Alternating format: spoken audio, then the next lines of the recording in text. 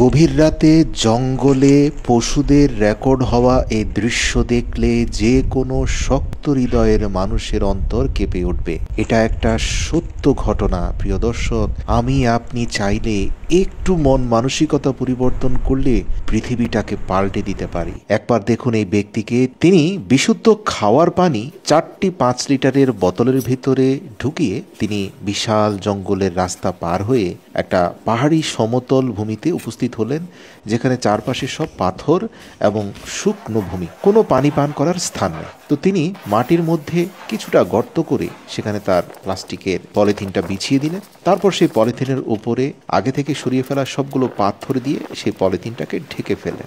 এবার তিনি কন্টেইনারে করে আনা 5 লিটার করে পানি যা এনেছেন, তিনি পুরো পানিটা তিনি তার তৈরি করা সেই ছোট্ট কূপের মধ্যে ঢেলে দিলেন। মজার ব্যাপার, এই পানিটা কোথাও সরে গেল না, কারণ পাথরের নিচে প্লাস্টিক রয়েছে, যার কারণে মাটির নিচে এই পানি চলে গেল না।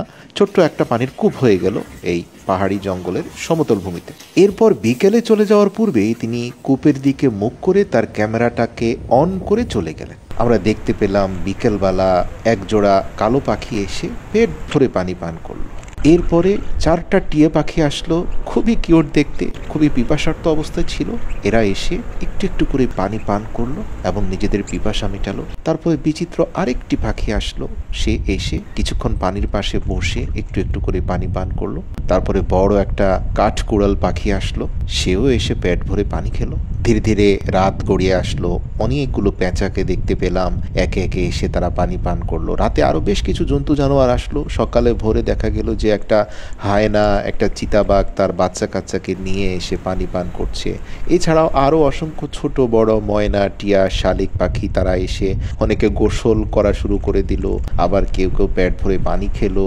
এরপরে 2টো ঈগল পাখিও আসলো, তারাও পেট ভরে পানি খেলো। ভিডিওর শেষ পর্যায়ে আরো বেশ কিছু হায়নাকে আসতে দেখলাম এবং তারা পানি খাওয়ার পরে পানি প্রায় শেষ হয়ে যাচ্ছিল এবং টানা 2-3 দিনে পানি খাওয়ার মাধ্যমে এই পানি প্রায় শেষ হয়ে গেছে। প্রিয় দর্শক, তিনি যখন এই 3 দিনের রেকর্ডেড ভিডিওগুলো বাসায় এসে দেখলেন, তিনি রীতিমতো অবাক হয়ে গেলেন। একবার ভাবুন, আমরা মানুষ চাইলে কিভাবে এই পশু পাখিদের পিপাসা মেটাতে পারি। জেনে অবাক হবেন, ইতিহাস থেকে পাওয়া যায় মহান আল্লাহ তাআলা বনি ইসরাইলের একজন চরিত্রহীন নারীর জীবনের সব গুনাহ মাফ করে দিয়ে তাকে জান্নাতে প্রবেশ করিয়েছিলেন শুধুমাত্র একটা পিপাসার্ত কুকুরকে পানি পান করানোর কারণে।